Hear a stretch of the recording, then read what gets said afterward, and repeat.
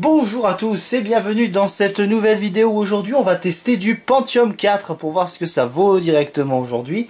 Donc par rapport aux deux tours PC que vous voyez ici, on en a déjà parlé dans des retours déchetterie, mais il y aura 2-3 choses à voir pour celle-ci. C'est que celle-ci sera uniquement sous Windows XP pour tester tout ce qui est côté software, parce que celui-là je n'ai pas eu trop le choix de lui ajouter une carte graphique, mais je vous expliquerai tout ça après. Et celui-là qu'on va tester pour voir ce que ça vaut directement sur internet. Donc celui-là, on va utiliser tout simplement que la carte interne parce que, comme je vous l'avais déjà présenté, nous n'avons pas de port AGP directement dedans, mais que des ports PCI. Sauf si je peux ajouter directement une carte graphique en PCI, juste une carte graphique en PCI. Donc je pense qu'on peut que taper directement dans du Quadro ou dans du FireGL du côté d'ATI. Donc sinon, par rapport à ces deux tours PC, qu'est-ce qui change? C'est juste le modèle du Pentium 4 tout simplement. Donc les deux pour le moment sont en 1,66 GHz, deux 66 GHz, dont un qui a plus un problème, c'est celui-là par rapport au chipset qu'il embarque. Ce sont des chipsets SIS totalement pourris. Et j'en parle en connaissance de cause parce qu'il y a à moitié des problèmes quand j'ai testé les deux là. J'ai énormément de problèmes avec les chipsets en interne. Sauf contrairement à Windows XP qui lui est un petit peu en mode YOLO quand on l'utilise bien évidemment. Et je lui ai ajouté une carte graphique au cul qui est une ATI 9600 SE si je me trompe pas en AGP. Et auparavant j'avais mis celle-ci, directement une petite ATI, une ATI. Et bah c'est une ATI Express 300 normalement si je ne me trompe pas. Et celle-ci elle fonctionne, mais j'avais quelques glitches graphiques quand je la connectais directement dans cette machine là. Mais dans les autres machines elle tourne totalement sans souci. Et celui-là n'a pas de souci à proprement parler, mais il y a quelques ralentissements qui aboutissent, notamment je pense dû à la mémoire qui embarque ces deux tours. De toute façon c'est de la DDR400, ce qui n'est plus trop d'actualité aujourd'hui. Mais pour celle-ci, ça fait encore le taf, même si le processeur est encore très bas. Mais j'ai pas encore testé tous les processeurs que j'ai en socket 478, parce que ces deux tours sont en 478. Je pensais que celle-ci était en 775, mais non, c'est du 478. Donc j'ai confondu avec une autre tour que j'avais. Donc ici, nous avons un Fujitsu Siemens Scenic. Et ici, nous avons un Dell Dimension 2400. Donc ces deux-là embarquent pas la même mémoire, puisque celui-là il a 1 Go au total de 2 barrettes de 512 mégas, entre 200 mégas, 250 ou 300 MHz à peu près. Je ne sais plus trop ce que j'avais mis dedans, mais celle-ci en a 1,5, deux barrettes aussi, une de 1 et une de 500, qui sont de 400 MHz par contre dedans, mais celle-ci c'est deux valeurs différentes. Faudrait que je regarde ça un peu plus tard. De toute façon, on regardera ça ensemble dès qu'on passera au test de cette machine-là qui sera dans la deuxième vidéo et celui-là dans la troisième. Donc, qu'est-ce que j'ai à dire aussi là-dessus? Ce lecteur-là, j'ai été obligé de changer le lecteur CD ici, qui était de base un lecteur CD-ROM qui est ici, qui est juste là. Donc, je l'ai laissé ici parce que je vais le réutiliser dans une autre tour PC. Et ici j'ai changé les deux parce que les deux étaient usés. Donc là j'ai mis un CD de chez Samsung, là ici de chez Sony et là de chez Hitachi. Donc trois marques un petit peu différentes qui fonctionnent tous sans souci, sauf celui-là qui ne veut pas booter avec le BIOS parce que le BIOS est totalement pourri aussi. C'est là où je me pose la question, comment il a fait celui-là pour survivre? C'est la seule question que je me pose, en embarquant aussi des chipsets SIS tout pourris, vidéo compris.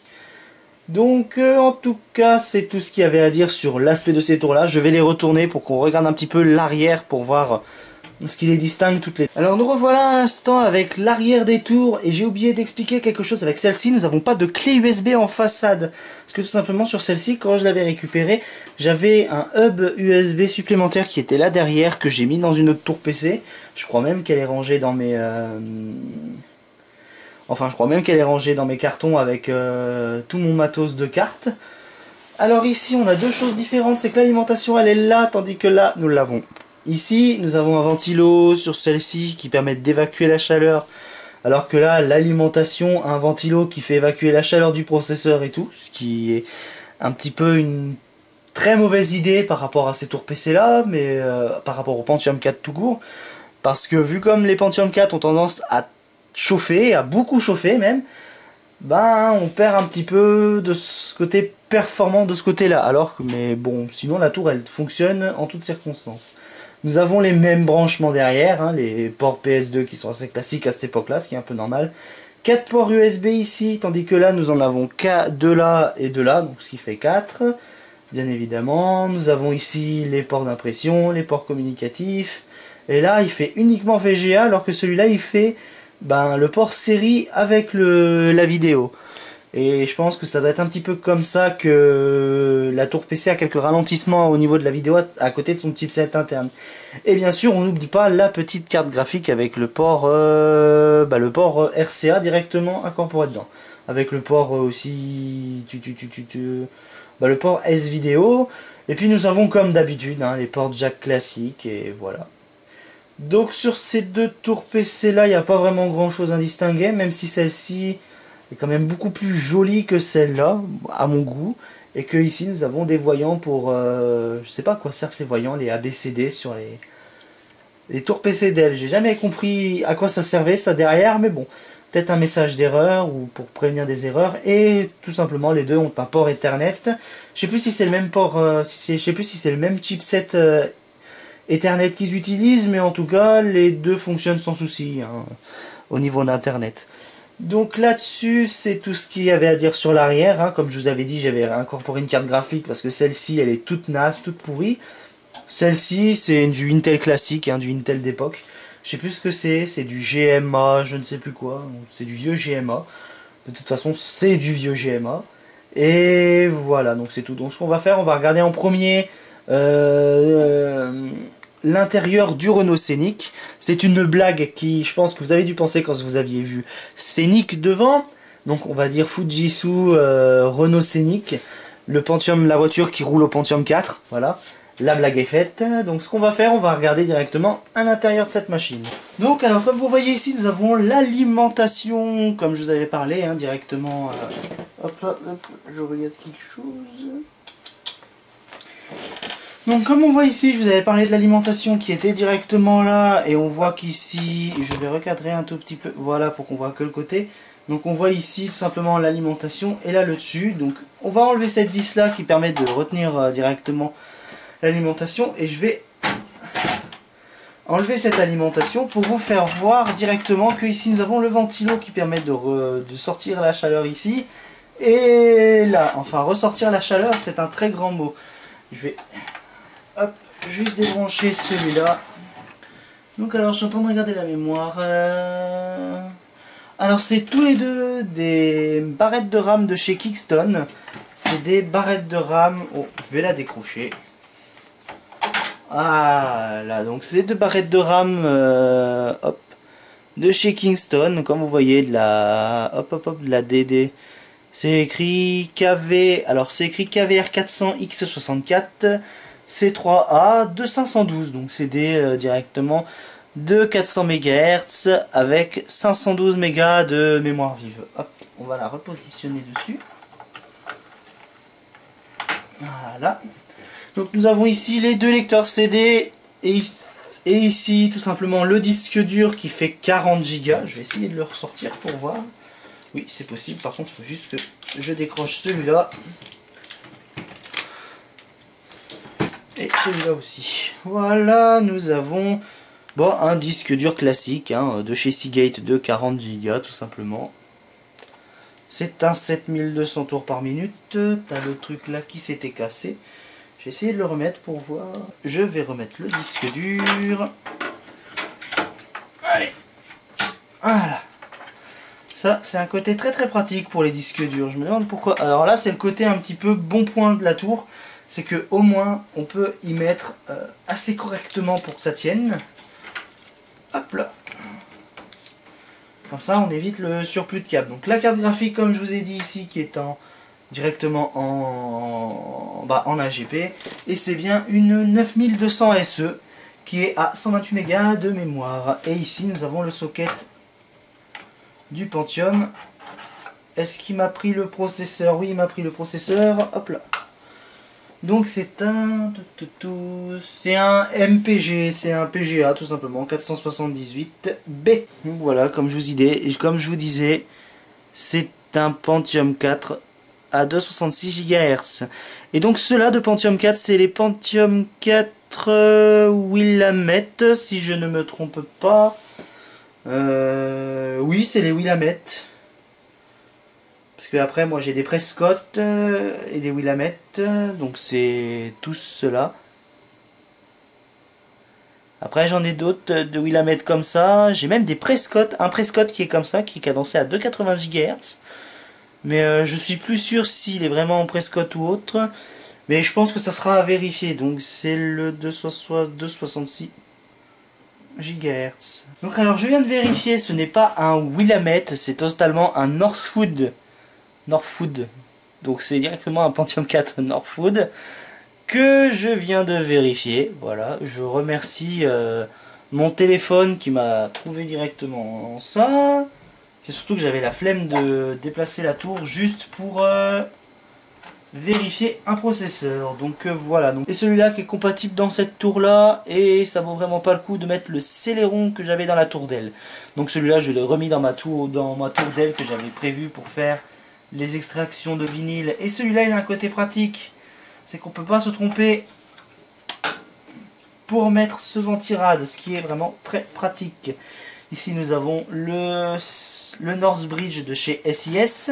Et ici un chipset SIS. C'est le modèle 964L. Et celui-là il est copyrighté de 2003. Donc vu comme la tour elle date de... Je vais vous vérifier ça parce que j'ai la date juste au-dessus. Je viens de vérifier, d'essayer de trouver la date, mais j'ai pas vraiment de date. J'ai juste un 04. Donc je pense que la tour doit dater de 2004 d'ici là. Donc elle était livrée sans carte graphique avec tout simplement un contrôleur réseau de ces ADM Tech, que je ne connais pas cette marque. Donc s'il y en a qui connaissent ADM Tech pour le réseau ou pour je ne sais pas quoi, manifestez-vous. Et nous avons tout simplement un chipset Realtek AC97 pour le son. Voilà, donc c'est tout ce qu'il y a sur cette tour là. Donc ce qu'on va faire, on va se retrouver tout de suite après avec le PC de Dell, l'intérieur du Dell, pardon. Maintenant nous voilà avec le Dell que nous démarrerons le test qui sera sous Linux. Alors celui-là oui, il sera sous Linux contrairement au Fujitsu Siemens qu'on a regardé juste avant. Et donc nous voilà directement avec l'intérieur du Dell, où on a l'alimentation qui est de marque de chez Dell, même si c'est une Delta Electronics, le lecteur CD de chez Samsung, le disque dur qui est un Western Digital de 80 Go, on en a déjà parlé, et du disque dur. C'est pas un disque dur, c'est un lecteur de disquette. Le lecteur de disquette, j'ai pas la marque du lecteur de disquette, mais en tout cas un côté pratique, c'est que le ventilo qui sert à refroidir le Pentium 4, il est ici. Et ce qui est pratique aussi, c'est que je peux l'enlever, ce qui est très pratique, en tout cas des fois pour les nettoyer, parce que ces machines-là, elles ont tendance à prendre la poussière, c'est un truc qui est assez surprenant. Donc alors ici nous avons des chipsets de chez Intel, et on voit d'ailleurs que Dell, de toute façon ça a toujours été de la bonne cam par rapport à d'autres marques. Hop, on va venir vite fait sur la RAM comme on avait fait avec l'autre. Voilà tout simplement, la mémoire vive. C'est une de chez Danelec de 1 Go et c'est pas une de 400 MHz, hein, c'est une de... Alors il met beaucoup de modules. Il met triple speed module, il met 266, 333 et 400 MHz. Donc au final, je sais pas combien de MHz sont à cadencer, mais je pense que ça doit être du 400, voire du 333. On verra bien quand on regardera directement dans le BIOS de la machine, quand on fera les tests. Donc voilà pour celle-ci. L'autre, on va regarder. De toute façon, si je vois que c'est de la 400 MHz, je vais la mettre à l'envers. Ça risque de pas beaucoup marcher. Si je la mets à l'envers, la barrette de RAM, ça risque pas de rentrer non plus. Hop, une est incorporée. Alors si j'ai pas présenté la deuxième barrette du Fujitsu Siemens, c'est que c'était la même, tout simplement la même barrette. Ici nous avons de la DDR400 de chez AE Néon, donc c'est celle qui était d'origine. J'ai éventuellement pas touché à celle-ci, j'ai plus ajouté la Danelec. Et voilà, donc vous voyez qu'on est à 512 mégas avec 400 MHz. Et comme vous voyez, c'est de la bonne vieille DDR, comme on n'en fait plus. Voilà, donc on va la remettre directement dedans. Faut que je fasse attention à pas trop agripper la barrette de RAM, parce que sinon je vais me retrouver avec 1 Go au lieu de 1,5. Donc voilà, nous avons ici donc notre contrôleur réseau qui est de chez Broadcom. Et nous avons tout simplement un autre chipset audio qui n'est pas le même que le Fujitsu Siemens. Là c'est un de chez Analog Device. Donc c'est tout simplement les chipsets Soundmax. Nous avons 3 ports PCI comme on avait déjà vu. Et le fameux port AGP qu'on peut rajouter. Mais je ne vais pas vraiment mettre le port AGP directement. J'avais l'initiative d'en mettre un. Mais ça vaut pas vraiment le coup puisque je peux me procurer des petites cartes graphiques en PCI.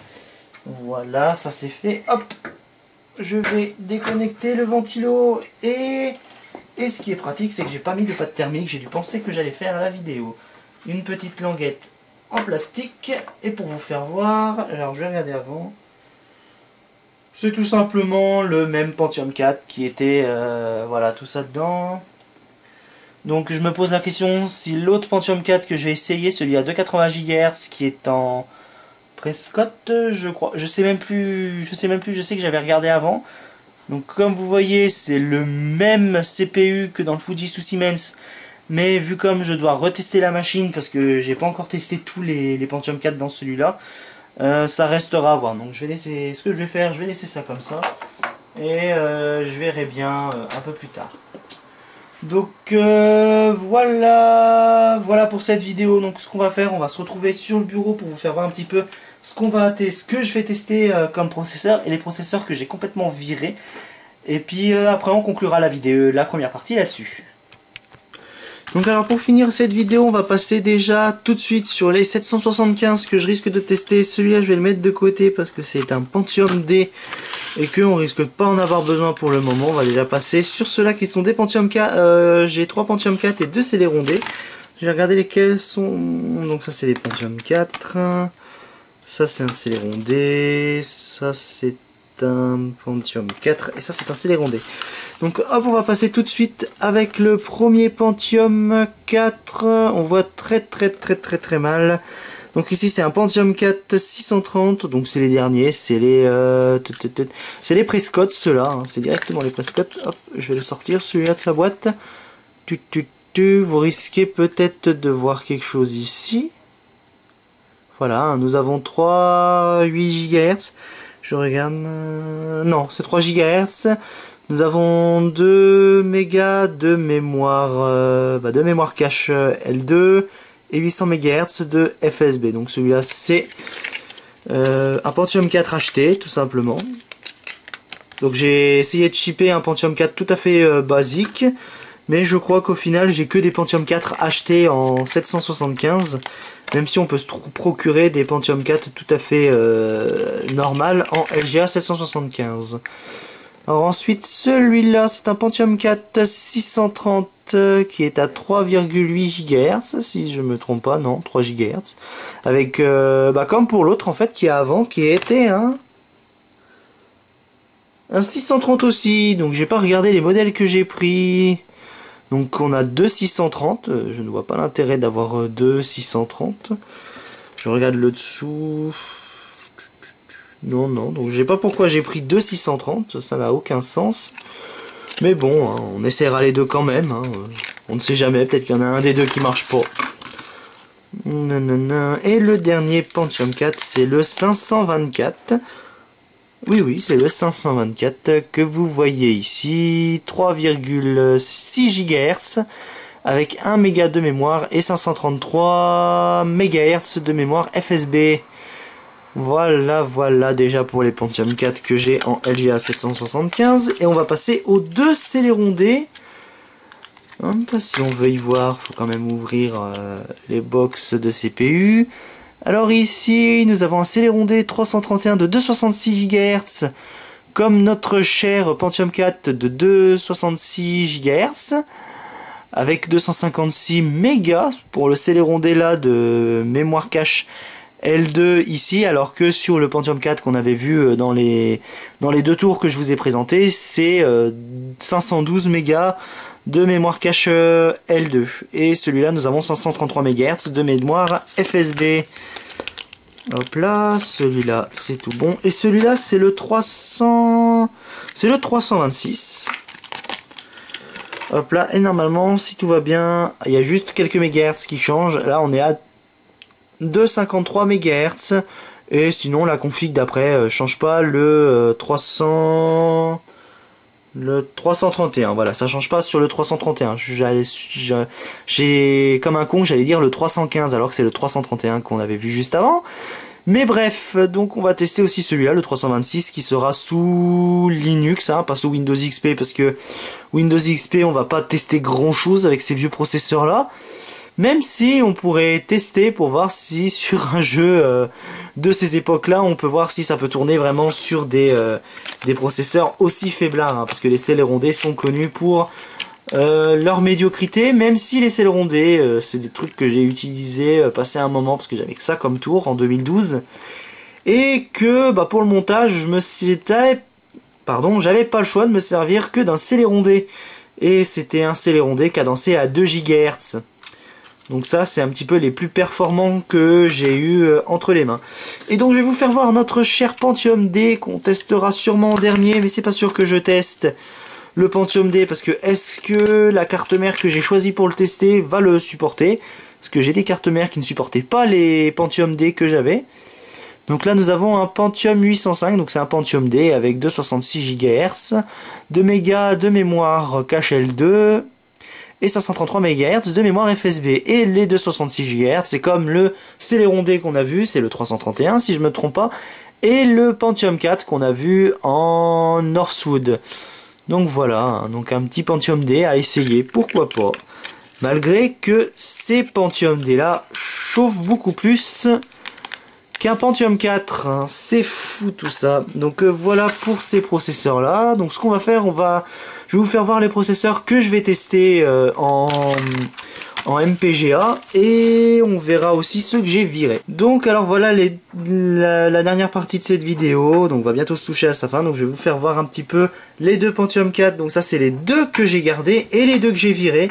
Je vais vous expliquer la raison tout de suite avec déjà celui-là qui est un Pentium 4 de 240 GHz avec 512, comme vous voyez, 512 mégas de cache L2 avec 400 MHz de FSB. Et si celui-là je ne l'ai pas gardé, c'est parce que tout simplement je ne peux pas tester vraiment grand chose avec celui-là. Donc il retournera dans le Dell dimension que j'ai de côté parce que pour le moment il est encore en phase test celui-là. Et vu comme j'ai des soucis avec le ventirad, faut que je aille pour essayer de rafistoler un petit peu ce ventirad pour qu'il puisse bien s'appuyer contre ce processeur là. Et aussi les performances sont très médiocres. Pour vous dire, il est moins bon que le Celeron D qui est ici. Hein, et pourtant c'est beaucoup plus pourri que celui-là. Mais je ne sais pas pourquoi. Hein, est-ce que c'est la méthode de fabrication ou est-ce que c'est parce que celui-là il est un peu plus vieux que celui-là? C'est la question que je me pose sur celui-là. Mais bon, hein, celui-là il ira sous Windows XP et puis ça me servira peut-être de PC test hein, pour la RAM, les disques durs, les CD-ROM et tout ça. Donc voilà donc pour celui-là. Et celui-là c'est un Celeron D qu'on a déjà vu. Hein, je vous l'ai déjà fait montrer une fois. J'ai un doigt plein de pattes thermiques, il faut que je fasse attention avec les broches. Donc je vais la rapprocher un peu. Donc nous avons un Celeron D avec 266 GHz, comme tout simplement les Pentium 4 qu'on a dans les tours, sauf que la mémoire FSB, et je crois que la mémoire FSB c'est la même, mais c'est la mémoire... tout simplement la fréquence de la mémoire qui doit pas être la même, ou qui doit changer, varier de quelques mégahertz. Et là, la mémoire qui est de 256. Donc celui-là, je l'ai gardé pour, comme je vous avais dit, pour juste la machine qui me permet d'extraire les musiques, donc les vinyles et tout ça. Donc voilà. Donc celui-là, je l'ai pas testé parce que pareil, il est un tout petit peu au-dessus du Pentium 4, mais sans plus quoi. Quand je l'ai essayé, c'était vraiment moyen. Et puis encore, quand je l'ai mis dans le Fujitsu Siemens pour tester, c'était vraiment pas la joie. Hein. Ça marchait pas du tout de toute façon. Ensuite on va passer sur ces deux derniers là, dont un qui est acheté et l'autre qui ne l'est pas. Donc celui-là il est acheté tout simplement, donc avec Hyper Training.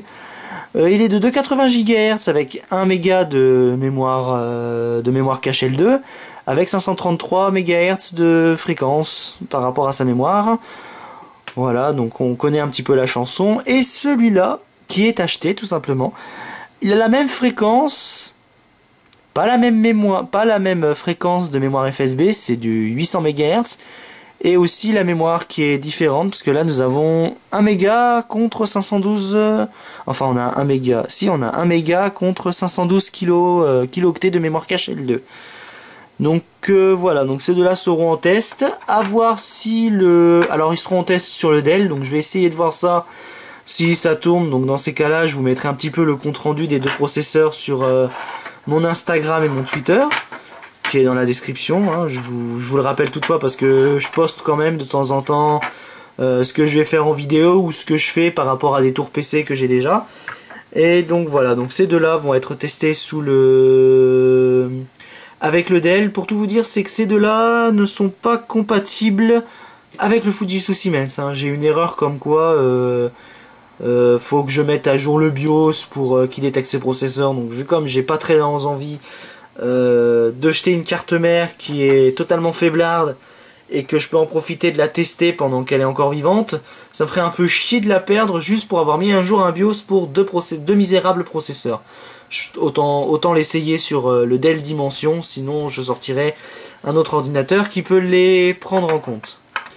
Donc en tout cas, j'espère que cette petite introduction vous aura plu, et je vous dis à la suite pour le test du... On va tester le Dell Dimension directement en premier, hein, et je vous vois directement la prochaine fois. Salut à tous!